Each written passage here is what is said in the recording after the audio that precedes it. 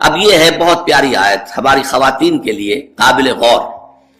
نیک بیویاں تو وہ ہیں جو تابع دار ہوں، اطاعت کیش ہوں، مردوں کا کہنا مانے، ان کی اطاعت کریں. حافظات للغیب، اور غیب میں ان کے لیے محافظ بنے، ان کے مال کی بھی حفاظت کرے. یہ نہیں خیانت کر کے اب شوہر تو گیا ہوا جو چاہو اس کے مال میں سے جس کو میں جو چاہوں دے دوں، نہیں، یہ اس کا مال جو ہے وہ اسی کا ہے، اس کی خیانت نہیں کرے گی، وہ امانت کے ساتھ حفاظت کرے گی. اور اس کے علاوہ اپنے نفس کی حفاظت کرے گی، اس لیے کہ وہ بھی اب شوہر کی امانت ہے. اب اس کا جو بھی جنسی معاملہ ہے وہ اس کے اپنے اختیار میں نہیں رہا.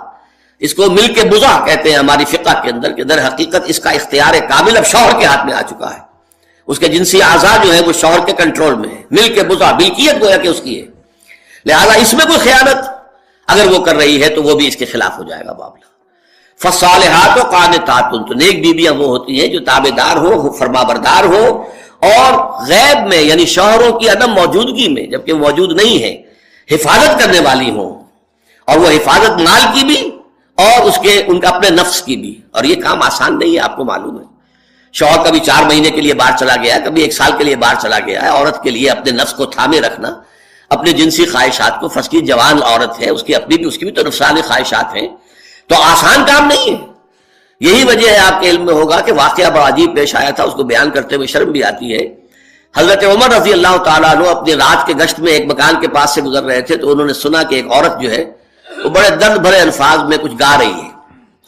اگر مجھے اللہ اور اس کے رسول کا فرق کا خوف نہ ہوتا تو تم دیکھتے کہ اس وقت میری چارپائی جو ہے چرچرا رہی ہو. تو اس پر حضرت عمر جو ہے وہ دم تنبہ ہوا کہ ہمارے لوگ جو ہیں جہاد پر جاتے ہیں، سال بھر تک واپس نہیں آتے، تو اس سے تو سوسائٹی کے اندر بہت زیادہ جو ہے ایک اندیشہ اور خطرہ پیدا ہو جائے گا. تو انہوں نے اب دیکھیے یہ بات بھی کہ دین میں کوئی شرم اور حیا اس معاملے میں نہیں ہے، کہ اپنی بیٹی سے پوچھا، حضرت حفصہ سے. اب وہ بیٹی بھی ہے اور ام المومنین بھی ہے، حضور کی اہلیہ ہے تو ام المومنین ہے، لہذا حضرت عمر کے لیے بھی ماں کے درجے میں ہے، اگرچہ ہے حضرت عمر کی صاحبزادی. کہ تم مجھے بتاؤ حفصہ، ایک عورت زیادہ سے زیادہ کتنے عرصے تک صبر کر سکتی ہے؟ اور کوئی قباحت محسوس نہیں کی حضرت حفصہ رضی اللہ تعالی عنہا نے، کہا 4 مہینے. تو پھر انہوں نے یہ آرڈر نافذ کر دیا، کوئی مجاہد 4 مہینے سے زیادہ جو ہے وہ بحث پر نہ رہے، لازماً وہ آئے چھٹی لے کر اور وہ گھر پہنچے.